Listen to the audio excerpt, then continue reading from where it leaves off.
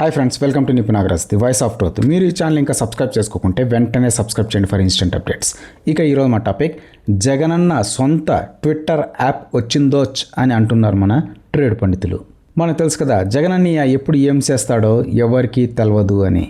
జనం ఎందుకు తనని తిరస్కరించారో తెలుసుకోకుండా, పరిపాలన పట్ల జనం దృక్పథం ఏంటి అని ఆలోచించకుండా ఎంతసేపు సోషల్ మీడియాలో బూతుల యుద్ధంతోనే ఎలక్షన్లను గెలవచ్చు అనే భ్రమలో ఉండిపోవడం శోచనీయం. మనకు తెలిసిందే, ఇవాళ రేపు సోషల్ మీడియాలో పొలిటికల్ యాక్టివిస్టుల బూతుల దండకం. ఇక్కడ వైసీపీ, టీడీపీ, జనసేన అనే భేదాలు ఏం లేవు. అందరూ ఏదో ఒక సందర్భకంలో శృతిమించి చేస్తున్నవారే. మార్ఫింగ్లు పెట్టడాలు, కుటుంబ సభ్యులను అసభ్యంగా తిట్టడాలు, అబద్ధాలను ప్రచారం చేయడాలు, ఏఐ జనరేటెడ్ వీడియోస్తో సునకానందం పొందడాలు.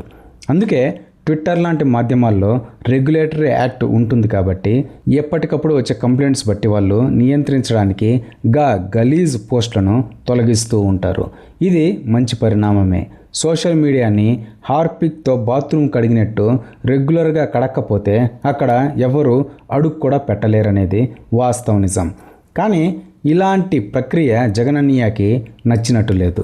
అందుకే వైసీపీ యాక్టివిస్టులు ఇష్టానుసారం ప్రత్యర్థులపైన పోస్టు పెట్టుకోవడానికి అన్నట్టు తానే స్వయంగా ఒక యాప్ని రెడీ చేస్తున్నాడంట. ఈ సంగతి స్వయంగా జగనన్నయ్య అనే సెలవిచ్చాడు. యాప్ పేరు కూడా జగనన్న సూపర్ యాప్ 2.0 అంట. జగనన్న 2.0, వైఎస్ఆర్ కాంగ్రెస్ పార్టీ జగనన్న 2.0 అన్న మొబైల్ సూపర్ యాప్ను రిలీజ్ కూడా చేస్తూ ఉన్నాం. ఈరోజు ఏం జరుగుతూ ఉంది అని అంటే, సోషల్ మీడియాలో మన వాళ్ళు పోస్ట్ చేసిన కంటెంట్ను ఇష్టం వచ్చినట్టుగా డిలీట్ చేసేయడము, డిలీట్ చేసేదానికి ఇష్టం వచ్చినట్టుగా కుట్రలు పన్నడము, ఇవన్నీ జరుగుతూ ఉన్న నేపథ్యంలో మనమే ఒక యాప్ తీసుకొని వచ్చి ఒక ప్లాట్ఫామ్ క్రియేట్ చేస్తూ ఉన్నాం. ఇన్నారా? గది ప్లే స్టోర్లో కానీ యాపిల్ స్టోర్లో కానీ వచ్చాక మీరు కూడా డౌన్లోడ్ చేసుకొని లాగిన్ అయ్యి రెచ్చిపోండి. మరి అసలు ఇదే ఒక ముఖ్యమంత్రి స్థాయి వ్యక్తి ఒక పార్టీ అధ్యక్ష పదవిలో ఉండి చేయాల్సిన పనులు. క్షేత్రస్థాయిలో ఏం జరుగుతుందో తెలుసుకుంటూ జనం యాక్సెప్టెన్స్ కోసం ఏం చేస్తే మళ్ళీ అధికారం ఇస్తారు అని ఆలోచించకుండా తాను తీసుకునే పూటకో నిర్ణయాన్ని తన పార్టీ క్యాడర్ సభ్యులు సమర్థించాలి అన్నట్టు దానికి ఒక యాప్ ఏంటి? జగనన్నయ్య మావిగన్ అంటే అందరూ గదే అనాలి. జగనన్నయ్య విజయవాడ అంటే గందరూ గదే అనాలి. అలా కాకుండా మళ్ళీ వైజాగ్ అంటే అందరూ గదే అనాలి. ఇదేది కాకుండా రేపొద్దున పులివెందుల క్యాపిటల్ అన్నా కూడా అందరూ గదే అనాలి. దానికోసం ఒక యాప్ అంట. పొలిటికల్ అంబిషన్స్ ఉన్న ఎంతోమంది డ్రీమ్ పొజిషన్లో జగనన్నయ్య ఉన్నాడు. కానీ ఇలా వృధా చేసుకుంటూ ఉండడం శోచనీయం. తండ్రి వారసత్వం ప్లస్ ఆల్టర్నేటివ్ ఆప్షన్ కలిసి వచ్చి జగనన్నయ్యకి దాదాపు 40% ఓటు బ్యాంక్ ఇంకా ఉంది. దాన్ని సరైన మార్గంలో నడిపిస్తూ న్యూట్రల్స్ని మెప్పించేలా మెచ్యూరిటీ పాలిటిక్స్ చేస్తే ఆయన పార్టీకి, రాష్ట్రానికి కూడా మంచిదే కదా.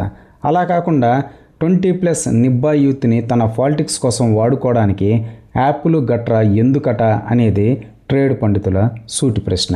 ఎవరి పొలిటికల్ స్ట్రాటజీలు వాళ్ళవి, వాళ్ళ ఇష్టం. కాకపోతే ఒక ఉచిత సలహా, ఎవరైనా చనిపోతే వాడి కులం ఏంటి అని ఆరా తీసి దాని చుట్టూ రాజకీయాలు చేయడం ఆపేసి ప్రజల దృష్టిలో పలుచున కాకుండా తప్పు అంటే తప్పు, ఒప్పు అంటే ఒప్పు అన్నట్టు కరెక్ట్గా కనపడితే జగనన్నయ్య పొలిటికల్ అంబిషన్స్ స్థిరంగా ఉంటాయి. అలా కాకుండా స్థిరత్వం లేకుండా క్యాపిటల్ విషయంలో రోజుకో మాట మాట్లాడుతూ క్రైమ్ చేసినోడు ఫలానా కులం అని తెలియగానే వెనకేసుకురావడం, ఫ్రెష్నా జోసెఫ్ లాంటి యదవల్ని డైరెక్ట్గా ప్రోత్సహించడం లాంటి చర్యల ద్వారా జనం దృష్టిలో గ్రే కాదు కదా బ్లాక్ ఏరియాలో పడడం తప్ప సాధించేదేమీ లేదు.